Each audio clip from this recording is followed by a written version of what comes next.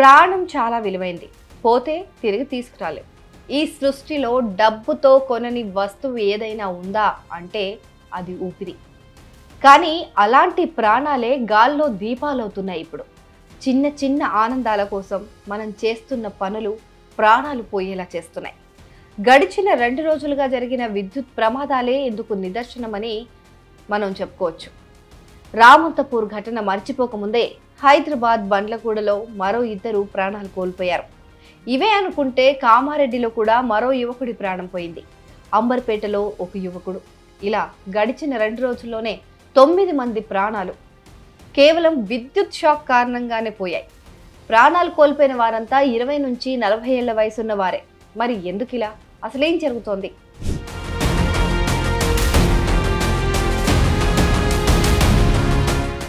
కృష్ణాష్టమి, వినాయక చవితి అంటే 2 తెలుగు రాష్ట్రాలే కాదు, యావత్ దేశానికి ఇవి పెద్ద పండుగలే. గతంతో పోలిస్తే ప్రస్తుతం పండుగలను వేడుకలుగా ఘనంగా నిర్వహించుకుంటున్నారు. లక్షలు ఖర్చైనా సరే మన శోభయాత్ర అదిరిపోవాలని భావించే వాళ్ళే ఎక్కువైపోయారు. పైగా డబ్బున్న వాళ్ళు, లేని వాళ్ళు అనే తేడా లేకుండా అన్ని ప్రాంతాల్లో ఇదొక ట్రెండ్ అయిపోయింది. ముఖ్యంగా హైదరాబాద్, ముంబై లాంటి మహానగరాల్లో అయితే చిన్నగా జరగాల్సిన ఉత్సవాలు కూడా భారీగా రికార్డు స్థాయిలో నిర్వహించాలని చూస్తున్నారు చాలామంది. దీనికి రాజకీయాలు కూడా తోడవటంతో ఇంకాస్త పెద్దగానే జరుగుతున్నాయి.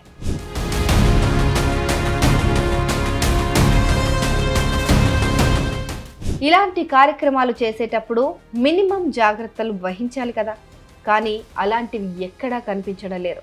అందుకు ఉదాహరణే మొన్న రామంతపూర్ ఘటన.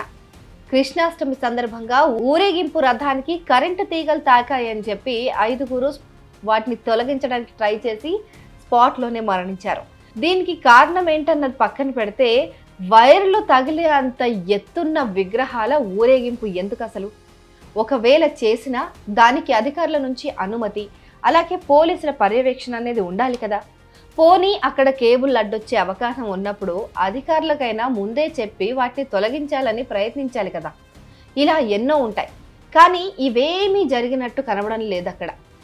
ప్రమాదం జరిగిన తర్వాత అంతా కూర్చొని ఇప్పుడు బాధపడ్డాం తప్ప ముందు జాగ్రత్తలు అనేవి కనిపించట్లేదు.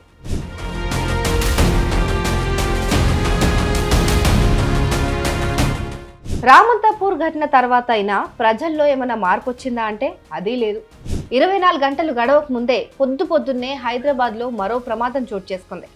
ఈసారి ఏకంగా విద్యుత్ వైర్లకు వినాయకుడి విగ్రహం తాకటంతో స్పాట్లోనే 2 మరణించారు. మరొకరికేమో తీవ్ర గాయాలయ్యాయి. 2 ట్రాక్టర్ పై నుంచి కిందకు దూకి ప్రాణాలు కాపాడుకున్నారు. ఇక్కడ వినాయకుడి విగ్రహం హైట్ 22 అడుగులు.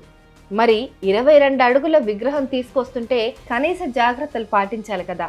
పోనీ వైర్లు తాకే అవకాశం ఉన్నప్పుడు పోలీసులో లేదా విద్యుత్ సిబ్బందికో విషయాన్ని తెలియజేయాలి. కానీ అలా జరగలేదు. 2 ప్రాణాలు పోయాయి.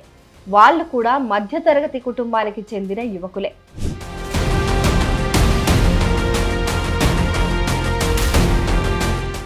ఈ 2 ఘటనలే కాదు, మంగళవారం రోజు ఉదయం నిజామాబాద్ జిల్లాలో మరో యువకుడు ఇలానే ప్రాణాలు కోల్పోయాడు.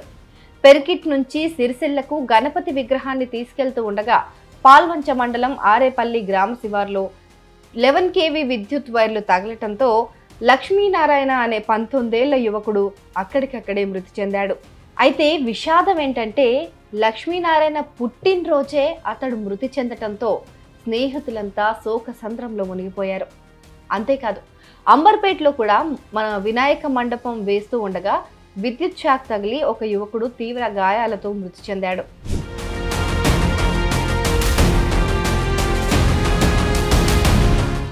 ఇలా కరెంటు తీగలు యమపాసాలుగా మారాయి. పైగా వర్షాలు వస్తున్నాయి. మరి ఈ ప్రమాదాలకు కారణం నిర్లక్ష్యమా, అజాగ్రత్త అనేది మనమే అర్థం చేసుకోవాలి. ఈ ఘటనలు పలు కుటుంబాల్లో కడుపు కోత మిగిల్చగా మరికొన్ని కుటుంబాలను రోడ్డున పడేస్తున్నాయి. అయితే హైదరాబాద్లో ఇప్పుడు జరుగుతున్న వరుస ప్రమాదాలతో అధికారులు మాత్రం అప్రమత్తం అయ్యారు. గ్రేటర్లో విద్యుత్ కేబుల్ వైర్లపైన అధికారులు స్పెషల్ డ్రైవ్ నిర్వహిస్తున్నారు. నగరంలో వేలాడుతున్న వైర్లు, ప్రమాదకర స్థితిలో ఉన్న ట్రాన్స్ఫార్మర్లను తనిఖీ చేస్తున్నారు. వేలాడుతున్న ఓపెన్ స్విచ్లను తొలగిస్తున్నారు. రామంతపూర్ లాంటి ఘటనలు పునరావృతం కాకుండా తెలంగాణ వ్యాప్తంగా చర్యలు చేపట్టాలని ఇటు ప్రభుత్వం నుంచి కూడా విద్యుత్ శాఖకు ఆదేశాలందాయి. దీంతో అధికారులు రంగంలోకి దిగారు. అటు మరో వారంలో వినాయక చవితి వస్తూ ఉండటంతో అధికారులు అలర్ట్ అయ్యారు. ప్రజలు కూడా జాగ్రత్తగా ఉండాలని సూచిస్తున్నారు.